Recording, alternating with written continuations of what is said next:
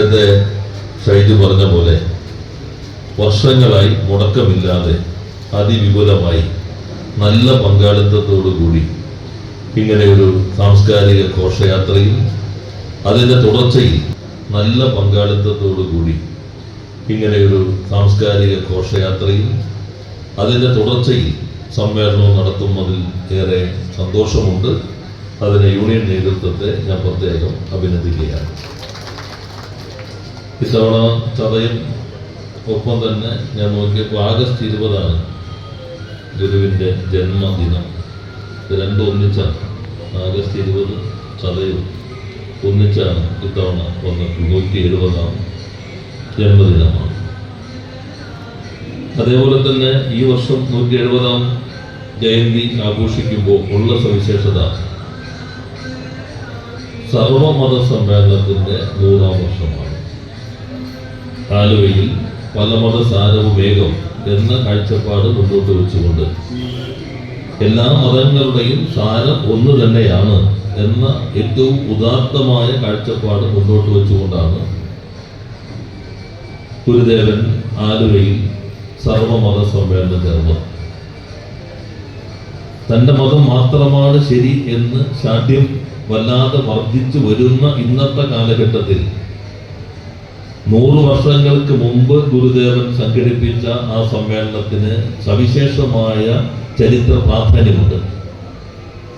ഗുരുദേവന്റെ ജയന്തി നമ്മൾ ആഘോഷിക്കുന്നത്, സമാധി ആചരിക്കുന്നത്, അദ്ദേഹം നടത്തിയിട്ടുള്ള ചരിത്ര പ്രാധാന്യമേറെ ഇടപെടലുകളുടെ ജൂബിലിയും വാർഷികവും ഒക്കെ കൊണ്ടാടുന്നത് കേവലം ആഘോഷമായിക്കൊണ്ടല്ല. ഇപ്പോൾ ഘോഷയാത്ര നടത്തുന്നു, എല്ലാവരും അണിചേരുന്നു, ഇവിടെ വരുമ്പോൾ പ്രസംഗങ്ങൾ വരുന്നു, ഇതെല്ലാം ഒരു അനുഷ്ഠാനമായിട്ടല്ല. എത്ര വിശാലമായ ദർശനമാണ് ശ്രീനാരായണ ഗുരുദേവൻ മുന്നോട്ട് വെച്ചത്. അത് ഇന്നത്തെ കാലത്ത് കുറെ കൂടി പ്രസക്തമായിക്കൊണ്ടിരിക്കുന്നു.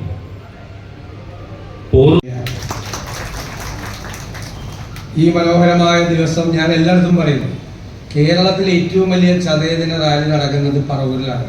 എല്ലായിടത്തും പറഞ്ഞു. ഞാൻ രാവിലെ ചെമ്പഴന്തി ഗുരുകുലത്തിൽ ഗുരുദേവന്റെ ജന്മഗ്രഹത്തിലെ പരിപാടി രാവിലെ ഉദ്ഘാടനം ചെയ്തിട്ടാണ് ഇവിടെ തിരിച്ചെത്തി. അപ്പോൾ ഞാനപ്പോൾ അവിടെ വെച്ച് സ്വാമിയോട്, സമ്പരാനന്ദ സ്വാമിയോട് പറഞ്ഞു, പറവൂർ പോയിരിക്കാമല്ല, പറവൂർ ഏറ്റവും വലിയ പരിപാടി സംസ്ഥാനത്ത് നടക്കുന്ന യൂണിയനെ ഞാൻ പ്രത്യേകമായി അഭിനന്ദിക്കുന്നു. ഇപ്രാവശ്യം കുറച്ച് ആൾ കൂടിയതാണ് എനിക്ക് കണ്ടപ്പോൾ തോന്നുന്നു. മൊത്തത്തിൽ കഴിഞ്ഞ പ്രാവശ്യത്തേക്കാൾ കൂടുതൽ ആളുകൾ, വലിയ ജനപങ്കാളിത്തം ഉണ്ടായിരുന്നു. ഗുരുദേവ സന്ദേശം ബഹുമാനപ്പെട്ട മന്ത്രിയുടെ സൂചിപ്പിച്ചതുപോലെ ജനങ്ങളിലേക്ക് എത്തിക്കുക എന്നതാണ് ഓരോ ശ്രീനാരായണീയൻ്റെയും ദൗത്യം.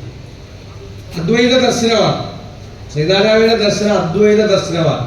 ദ്വൈതമൊന്നുമില്ല, രണ്ടില്ല, ഒന്നാണ്, എല്ലാം ഒന്നാണ്. ആ പൊരുൾ തേടിയുള്ള അന്വേഷണമാണ് ആ സന്യാസി വരെ എത്തിച്ചേർന്നത്.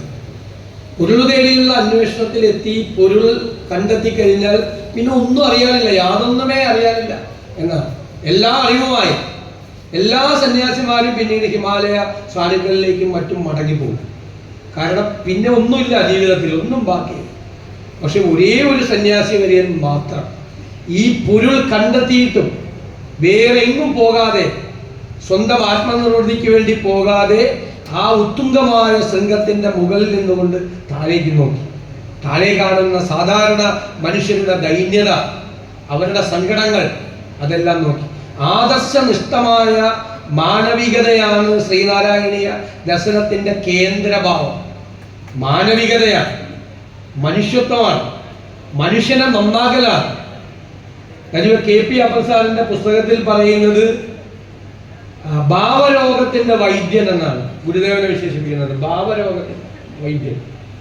ഭാവരോഗം മനുഷ്യനല്ല, ലോകത്തിനാണെന്നാണ് ഈ ജയന്തി ആഘോഷ പരിപാടികൾ നടത്തുന്നത്. നമുക്കറിയാം, ഈ പ്രാവശ്യം വലിയൊരു ദുരന്തമുണ്ടാവുകയും ആ ദുരന്തം കേരളത്തെ മാത്രമല്ല ഈ ലോകത്തിൽ തന്നെ നടക്കുന്ന രീതിയിലൊക്കെ ഉണ്ടാവുകയും ചെയ്തു.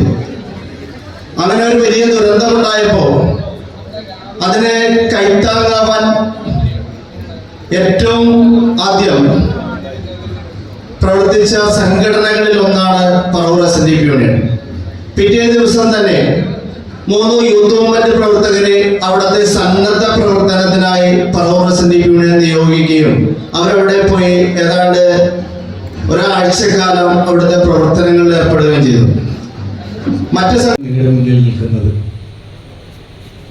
നമുക്ക് ഈ ജയന്തിദിന ആഘോഷം അത് സംഘടിപ്പിച്ച് അതിൻ്റെ അവസാന ഘട്ടത്തിലായപ്പോഴാണ് നമുക്ക് ഈ വിദ്യാലയം ലഭിക്കുവാനായിട്ട് ചില സാങ്കേതിക തടസ്സങ്ങൾ ഉണ്ടായപ്പോൾ അതിനെ മറികടന്നുകൊണ്ട് പെട്ടെന്ന് നമ്മുടെ പ്രിയങ്കരനായ പ്രതിപക്ഷ നേതാവ് അതിനുള്ള സൗകര്യങ്ങൾ നമുക്ക് ഏർപ്പാടാക്കി തന്നു. നമ്മൾ വേറെ മറ്റാരെയും കോണ്ടാക്ട് ചെയ്യാതെ തന്നെ നമുക്കത് ഏർപ്പെടുത്തി തന്നതിലുള്ള സന്തോഷം ഈ അവസരത്തിൽ രേഖപ്പെടുത്തുകയാണ്.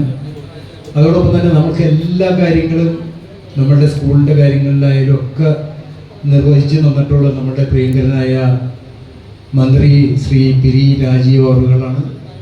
സത്യത്തിൽ നമ്മളെ സംബന്ധിച്ചിടത്തോളം 2 മഹാരഥന്മാരാണ് ഇന്നിവിടെ ഈ ചടങ്ങിൽ എത്തിച്ചേർന്നിട്ടുള്ളത്. പറവൂരിൻ്റെ മന്ത്രിയായ പി രാജീവ് അവറുകളും അതുപോലെ തന്നെ നമ്മുടെ എല്ലാ MLAയും പ്രതിപക്ഷ നേതാവ് കൂടിയായ ശ്രീ സതീശൻ അവറുകളും 2 പേരും ഒന്നിച്ചെത്തിച്ചേർന്നിരിക്കുകയാണ്. എന്തായാലും നമ്മുടെ ഈ ജയന്തിദിന ആഘോഷം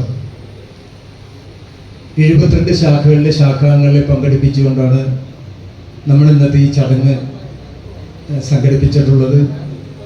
മഹാഗുരു ശ്രീനാരായണ ഗുരുദേവനോടുള്ള ഭക്തിയും അതോടൊപ്പം തന്നെ SNDP യോഗം എന്ന സംഘടനയുടെ ശക്തിയും വിളിച്ചോതുന്ന തരത്തിലാണ് ഇന്നത്തെ ഈ ഘോഷയാത്ര